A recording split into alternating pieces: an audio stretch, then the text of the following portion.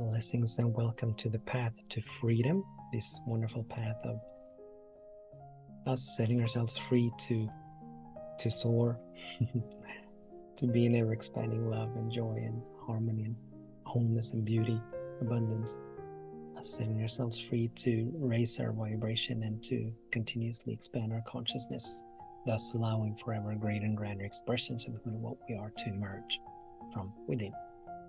My name is Daniel Roquillo, and I'm always very, very grateful that you are choosing to tune in, that you're choosing to join me in a moment of expanding our consciousness and in this raising of our vibration. So thank you so much. So the topic for today is abundance is everywhere. And there have been a couple of times these last few days. It started a few days ago. I was out driving and I saw a deer on a field. It was just by the road, so it was very close, and I could see the deer's eyes, and I could see its muzzle and all these beautiful details. And as I was driving by, the deer apparently was quite used to cars because it didn't move. It was just standing there, just a few yards away from the road. And it was grazing. When I first saw it, it had its head bent down and it was grazing and enjoying the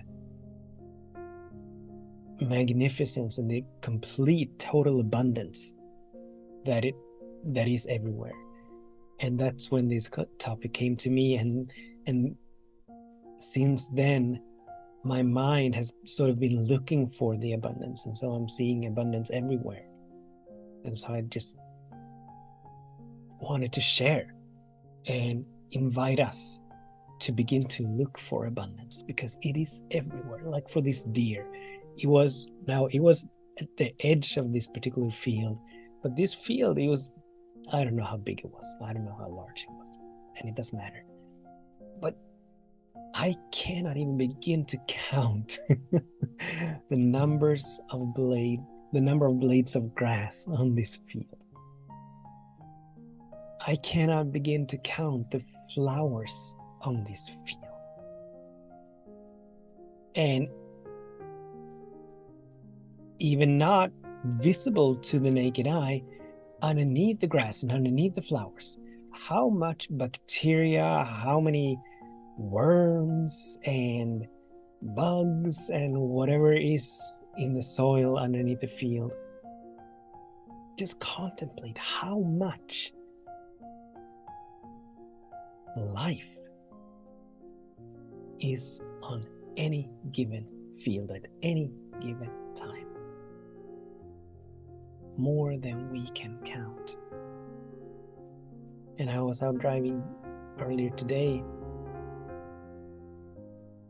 My mind, it didn't really begin to count or start to count the leaves on the trees, but it began to pay attention. It began to notice the individual leaves as I was driving by these trees. My goodness, how many leaves on any one tree, let alone, in a forest, as I was driving through a forest. More than we can count. How many clouds in the sky on a semi-cloudy day? Probably more than we can count. How many grains of sand on any beach? More than we can count. How many threads in any sweater or t-shirt or rug? More than we can count. How many strands of hair on our bodies? More than we can count. How many cells in the body? More than we can count.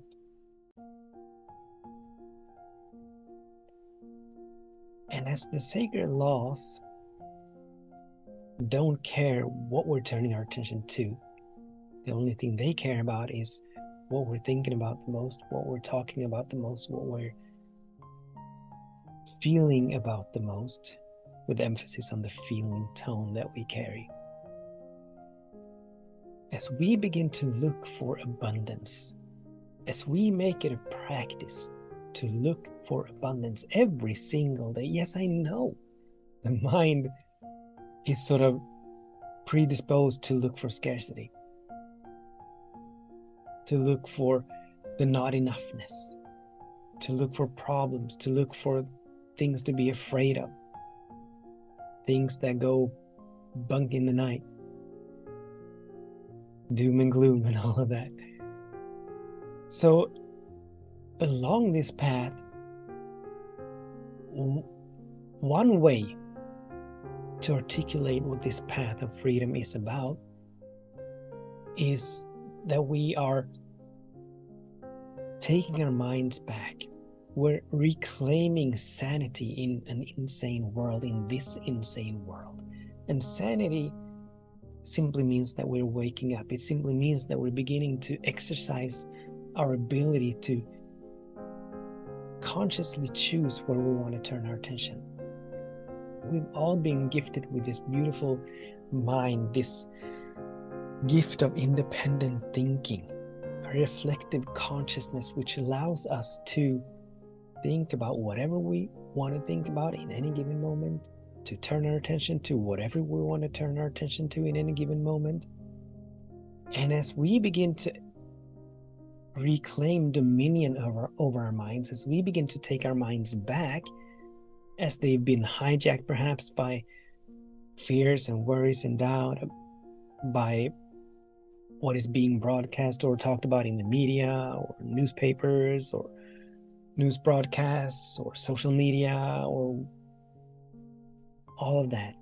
As we begin to take our minds back, what we're being called to do is to begin to choose where we want to turn our attention. What are we looking for in the world? Are we looking for scarcity? Are we looking for problems? Are we looking for something to be afraid of? Are we looking for that worst case scenario? Or are we looking, all of which lower our vibration, all of which do not serve us? Or are we looking for that which does serve us? Are we looking for that which lifts our vibration? Are we looking for that which is in alignment with what we wish to experience? And so the topic for today is abundance is everywhere. We could just as easily say that love is everywhere. We could just as easily say that peace is everywhere, that wholeness is everywhere, that harmony is everywhere, that beauty is everywhere. So these divine qualities and abundance and wholeness and beauty and love, and I forgot which ones I said, and progression and intelligence and creativity, these are divine qualities, which means that they, as God is all there is, as God is fully present in every space and place, it means that these are fully present in every space and place, because God cannot ever contradict itself. It cannot ever diminish itself. It cannot show up halfway. It cannot ever decide to just give a little bit of itself over here and a little bit more or a little bit less of itself over there, but it is always expressing itself perfectly. It is always expressing itself fully and freely, right? So all of that which God is fully present in every space and place. So what is it that we are looking for? And if we are experiencing a financial challenge or a health challenge or any kind of challenge, the invitation, as every challenge is but a stepping stone for us to move to the next level of who and what we are. It is but a stepping stone. That's not what I was going to say. I was going to say that it is a gift and blessing of transformation, meaning that as we are moving into a challenge, we're being called. Every challenge is an offering from Spirit for us to release and let go of something, so that we may allow for the next great and grand version of who and what we are to emerge. So as we are perhaps being faced with financial challenges or health challenges or relationship challenges, a beautiful question for us to ask is, which quality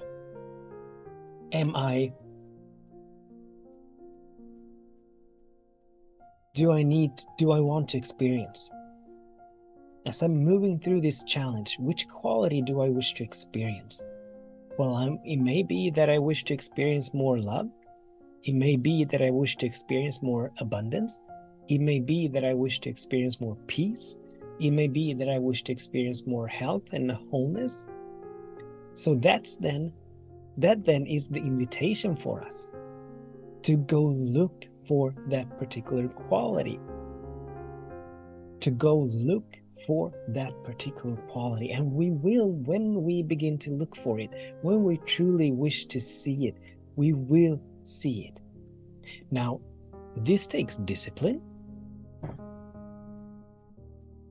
and it takes work, because the mind is habitual. So the mind habitually turns its attention toward whatever it is used to, at least historically used to turning its attention to. And oftentimes it is turning its attention toward what we tend to believe to be true. So if we believe that, for instance, that there is not enough in the world, then our mind goes looking for the evidence of that. If we believe, for instance, that we are not enough, then the mind goes chasing the evidence of that. So there is deep work for us to do in terms of changing what our minds are habitually looking for. So this is us taking back our minds, looking for that we wish to experience. Not give in to the world blasting lack, scarcity, separation in our faces, but to really take it back home, to really begin to claim ownership over our minds and over our attention, and really begin to look for that we wish to experience. Abundance is everywhere. Love is everywhere. Peace is everywhere. Harmony is everywhere. And if we're not seeing it, it's only because we're not really looking for it. We're moving through life with like shades or sunglasses over our eyes, only seeing what the filters are permitting us to see. So yes, we do need to remove our sunglasses so that we may begin to see the world as God sees it, so that we may begin to know the world as God knows it. And God only knows itself, so it only knows abundance, it only knows peace, it only knows love, it only knows joy, it only knows harmony, it only knows abundance, progression, intelligence, creativity. That's all that God knows. So we're wise to begin to look for that.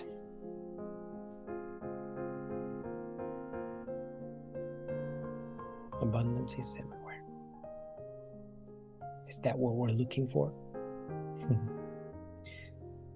So that's the invitation for today, for us to choose where we want to turn our attention, for us to choose what we are looking for us to choose what we are seeking to see in the world. Until we meet again, I am bless your day, and I'm bless your way. Knowing and feeling that all is well, that something wonderful is happening, that everything is working for the highest good, for your highest good, for all of our highest good. Much love, many blessings. Namaste.